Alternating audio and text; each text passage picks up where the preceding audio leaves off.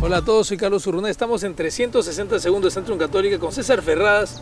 Es de estos tiempos, ¿no? Va a pasar la crisis, las lluvias, los huaicos, y habrá que reconstruir el país. Y hay decenas, centenas de negocios que la han pasado mal y tendrán que reconstruirse, levantarse, tendrán que emprender. ¿Cómo el emprendimiento en esta coyuntura difícil va a permitir salir de la misma más rápidamente o más lentamente? ¿Qué es lo que se tendría que hacer para aprender de la experiencia pasada? Somos un país emprendedor, se repite siempre. ¿Qué piensas tú al respecto, César?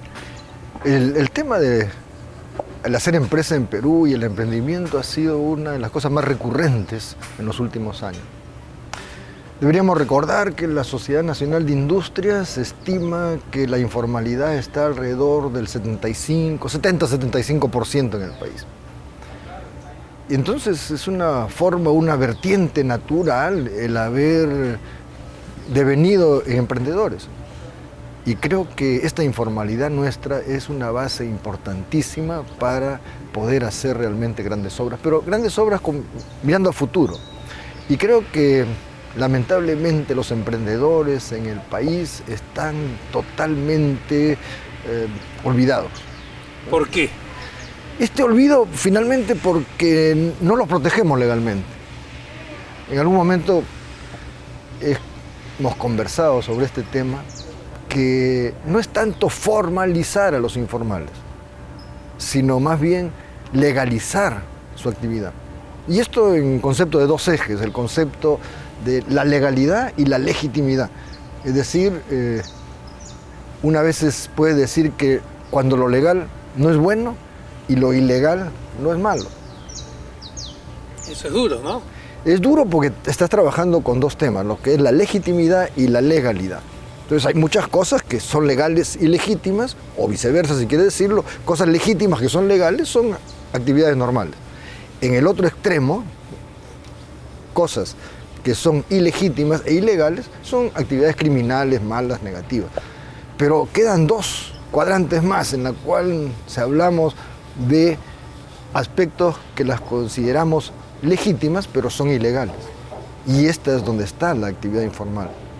Si te hablo en el otro extremo, estaríamos hablando de la violencia legal.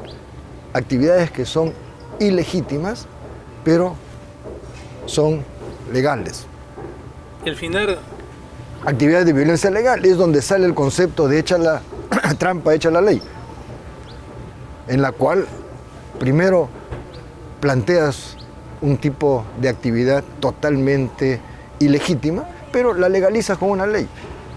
Ahora, pero es un buen tema, ¿no? Es decir, repetimos que el emprendimiento es importante. Nos llamamos país emprendedor. Sí. Y sin embargo, en algo tan elemental como legalizar las actividades de ese mar de personas que están en la informalidad, no nos preocupamos por eso. No, nos preocupamos verbalmente. Pero la tratamos de llevar a la formalización.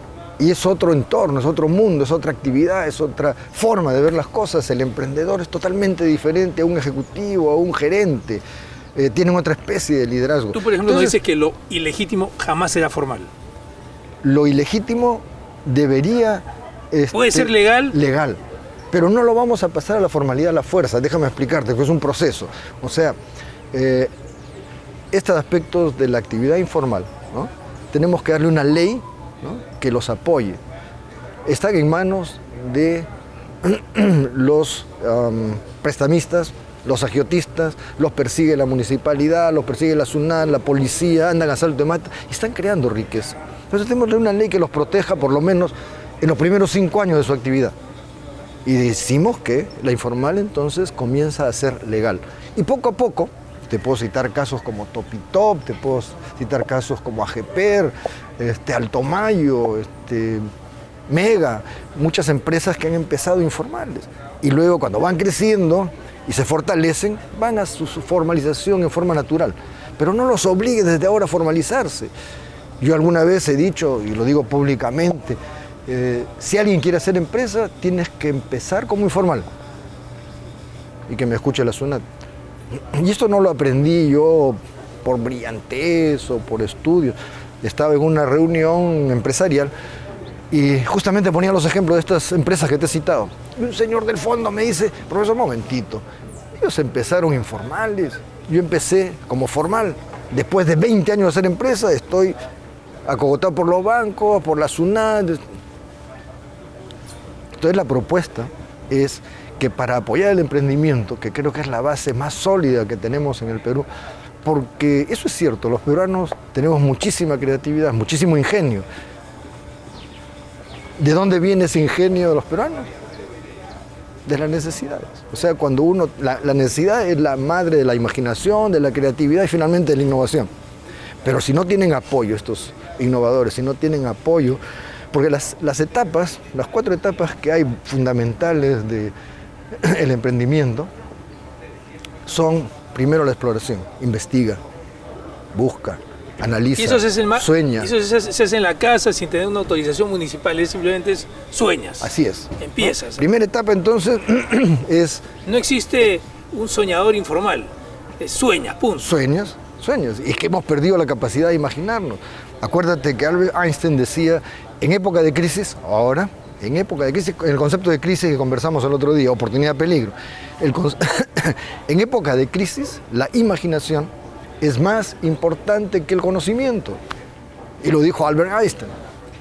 Este es el momento de aplicar toda nuestra imaginación, pero también volver a los principios éticos. Ahora resulta que ha habido una acusación muy grave ayer de un gran amigo mío, Pedro Luyando, que en Trujillo ha pasado, ha vulgarizado esto, ¿cómo le llaman ahora? Ha viralizado este tema diciendo que ha llegado barcos a Salaberry, ¿no? Y han ido y con nombre lo he dicho, ¿no? Han ido los parlamentarios en sus camionetas privadas y se llevan las bombas, se llevan las cosas. Es decir, si no podemos parar la corrupción desde más alto nivel, va a ser muy difícil que podamos reconstruir el país. Mira Pisco, que nos ofreció Alan, grandilocuencia. Nos dijo, sí señores, en un año Pisco va a ser un puerto extraordinario.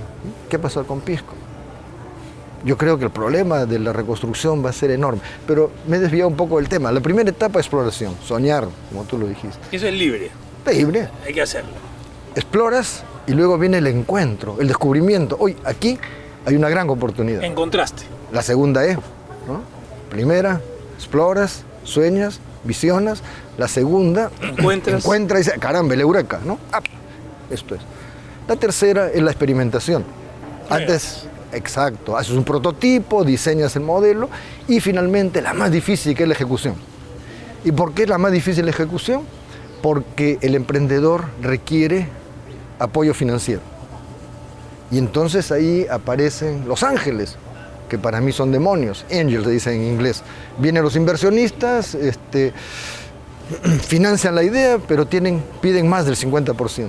Con el tiempo diluyen a los emprendedores y se quedan con el negocio. Entonces cuidado con eso.